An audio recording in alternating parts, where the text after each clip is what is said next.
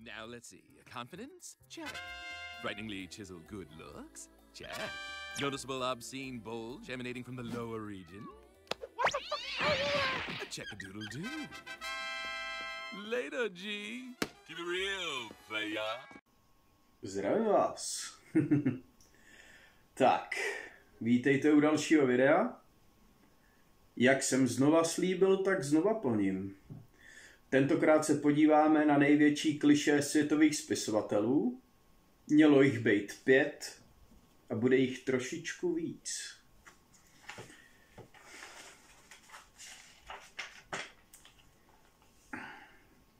Můžeme. Pohodlně se posaďte a poslouchejte. Za prvé, hlavní hrdina je Klaďas. Vzpomínáte, v kolika filmech a v kolika knížkách jste to viděli? O komiksech nemá cenu mluvit, tam je to z 99% furt, hlavně když se budeme bavit o Marvelu, že jo? Ten odvěký boj dobra proti zlu? No tak, ten není odvěký. Tyhle cípoviny tu do nás klavírují poslední 2000 let, ale předtím bylo co? Předtím to tak černobílý nebylo. Takže to asi není úplně ideální cesta tím správným směrem. Já neříkám, že hlavní hrdina nemůže být víceméně dobrý. Ale vykreslovat ho jenom v dobrým světle, to je něco, s čím by se lidi neměli stotožňovat, protože všichni máme určitý svý, když ne vyloženě špatný, tak slabý stránky. Nice rack, buddy.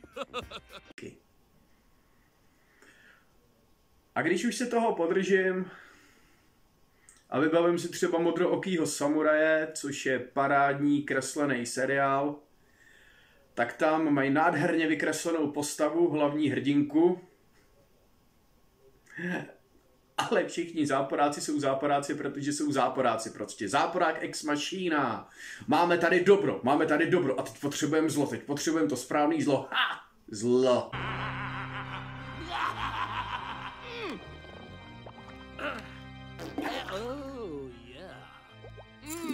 Zlo. Ne. Nevykreslujte hlavní postavy jenom dobrý a nevykreslujte hlavní, místo záporáku řeknu antagonisty, jenom jako špatný. A nebo to pojměte takzvaně fintou fň. Jo? A finta fň je, že budete vykreslovat příběh z pohledu antagonisty. I didn't come this far to go down like a Filipino transvestite during Fleet Week.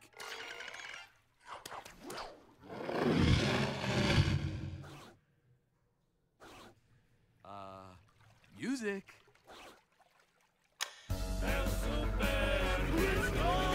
Kterýho se snaží nějaký hrdina zastavit. A pak budete originální jak svině, protože tohleto si skoro nikdo netroufne dělat. Tak, a já mám pocit, že jsem tomu nevypnul zaměřování, zaostřování, tudíž, pardon, já ho vypnu. Tak. Za druhý, hlavní postava je muž. A pokud už hlavní postava není muž, tak ty příběhy často stojí za houby. Bohužel je to tak z drtivé většiny případů. Některý lidi, co mě znají, tak vidí, že mým největším kryptolitem v herní sérii je trilogie Mass Effect. Málo kdo ví, že Mass Effect měl mít původně pouze hlavní hrdinku. A to by byl taky krok zajímavým směrem. Nakonec je to ve stylu, že sám hráč si vybere, jestli hrát za chlapa nebo za ženskou. A na fanouškovských komunitách všichni říkají, kdo nehrál Mass Effect za ženskou, ten jakoby ho nehrál vůbec.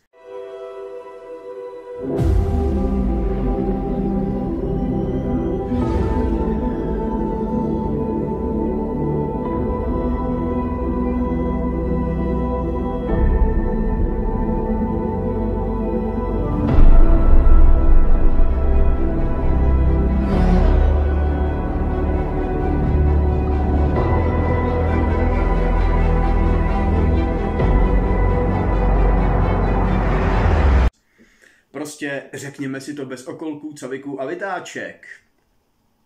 Hrdinek je po čertech málo. Tím spíš těch antagonistek. Tak, teď za třetí. Třetí klišé. Plochý postavy. Záporňáci jsou zlí, klaďasové dobrý. Už jsem o tom mluvil a mluvím o tom znova. Plus, to je hodně velká problematika, hlavně ve světech fantasy. Šedý postavy jsou všechny kladný.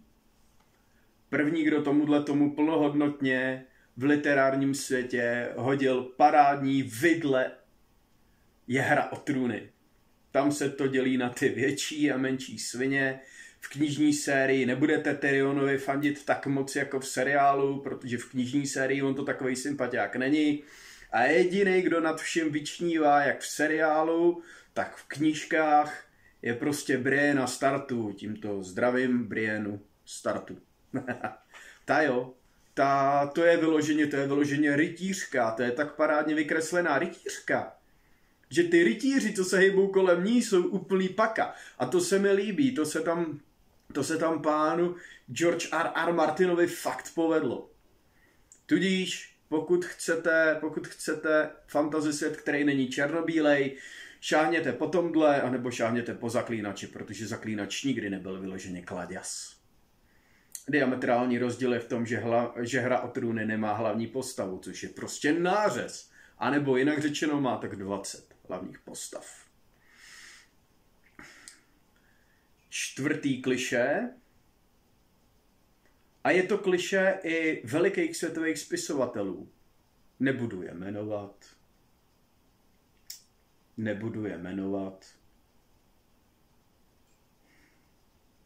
No tak se podívejte, no.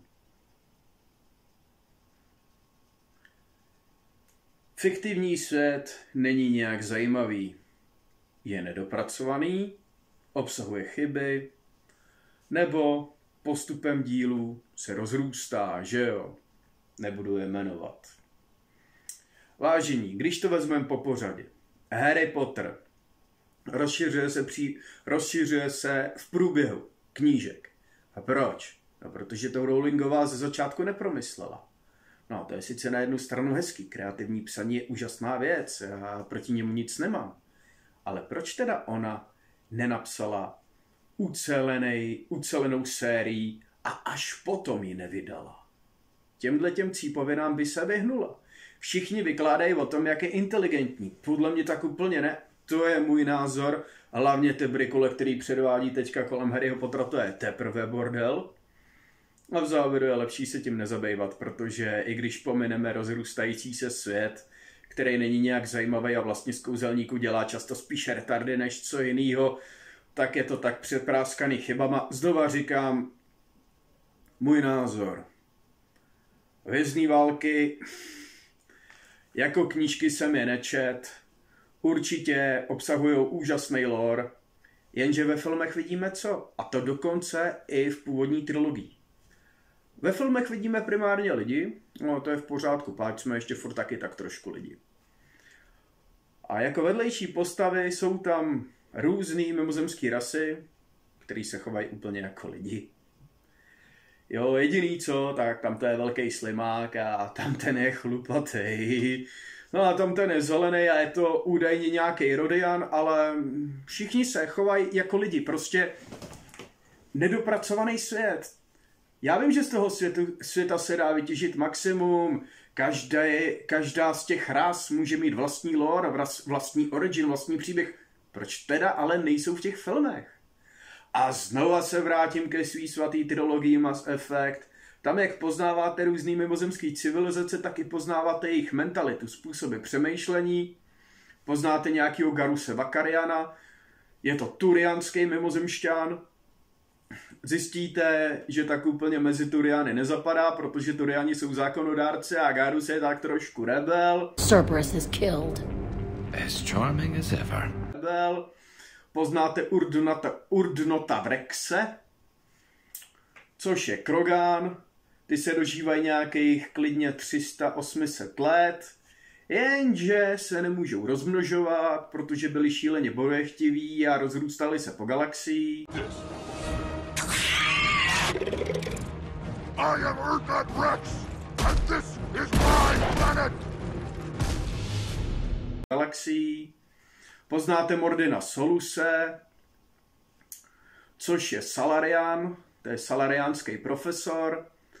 Salariáni způsobili neplodnost právě těm Kroganům. Salariáni oproti ním přemýšlejí v úplně jiných intervalech, protože jejich průměrný věk je kolem 35 let, takže se chovají jak takový metapostavičky, fůra z nich je taková hyperaktivní, oni taky z něj. Jak šmoulové na speedu, ne, to se fakt blbě přirovnává. Don't recognize you from area. Too well armed to be refugees, no mercenary uniform, quarantine still in effect. Here for something else? Vorcha? Crew to clean them out? Unlikely. Vorcha a symptom, not a cause. The plague? Investigating possible use as bioweapon? No. Too many guns, not enough data, equipment. Soldiers, not scientists. Yes. Řeknu vám to jinak. Pokud chcete vidět, jak má vypadat obsáhlý svět, zahrajte si Mass Effect. Mě by normálně měli z tu reklamu platit, protože kdykoliv se s někým bavíme se o příběhových RPGčkách. Jo, to by se líbil Zaklínač 3, Zaklínač je skvělej. Z Mass Effectu si vzal to nejlepší a zpracoval to do světa fantasy. Osobně dávám přednost dobře zpracovanému světu z sci-fi, ale dobře zpracovanému fantasy se nezbráním. Jen mi přijde, že buď jak buď to furt inklinuje k určitým klišé. Tak, to jsme si mírně odbočili, hlavně teda já. 5. klišé je, dopadne to dobře. Jednoznačně dobrý konce jsou klišé. Jelikož už jsem to určitý klišé spisovatele vyjmenoval, nemá cenu to opakovat. Prostě jednoznačně dobrý konec je klišé. Nemusí být konec vyloženě špatnej. Znova, vykašlete se na černobílý. Prostě každý sebelepší rozhodnutí má dopady. Ono to pak víc působí jak z reálného světa. A je úplně jedno, jestli jsou na pozadí víly, andílci, roboti nebo cesty v dimenzích plácnu. Teď jsem si vzpomněl na cestu do neznáma. Starý Saroš, jo. Na ten bych se mohl podívat. Tak to jsme u 5. klišé. Teď 6. Otevřený konec. To se týká sérií. Tohleto klišé, ten problém, naštěstí tolik světových spisovatelů zpravidla nemývá. Hra o trůny, jo, ta má ten problém i s posledním dílem. Kdy prostě dočtete a teď ten zmeťour si dává na čas. A teď my nevíme, jak dlouho on tu bude. A stihne on to dopsat. On se věnuje tomu vychování, tomu rodu draka. Proč se mi tam přimíchalo vychování vlky? On se věnuje rodu draka a na psaní prostě sere. To je na hovno. A to je světový spisovatel. A má to otevřený prostě. Primárně se to týká prvního dílu. Osobně se Osobně se opírám primárně o vlastní knižní sérii, jo, kde jsem ten první díl z větší části uzavřel s tím, že už jsem věděl, že komu se nebude líbit první díl, tomu se nebude líbit nic z mý série a komu se ten první díl líbit bude, ten to prostě dočte až do konce, ačkoliv mám zatím hotových 5 dílů z 8. Tak, to je 6. klišé. A teď si vzpomenout na to 7. Jo, ještě rada ohledně toho 6. klišé. Prostě pokud budete dělat knižní sérii a počítat ji hned od začátku na víc dílů, tak ukončete a zodpovězte aspoň většinu hlavních otázek. Ono to jinak působí tak, že lidi prostě nutíte do toho, aby si přečetli další díl a nikdo nechce být nucený. Lidem je potřeba nechat svobodu. Vy chcete být svobodu jako tvůrci, čtenáři chtějí mít svobodu jako čtenáři. Oni si sami rozhodnou, jestli se jim to líbí nebo ne. Okay, bring it up. How's that? Up a bit, yeah. That good? Okay, that's it. Scene 67, take 2.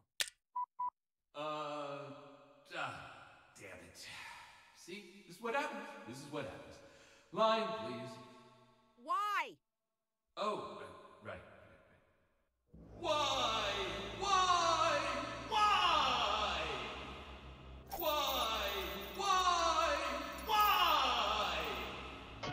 leave you here. My idol! Mám to. No a poslední klišé, poslední číslem, tím pádem je to číslo logicky 7. V sešitu zapsaný ani není.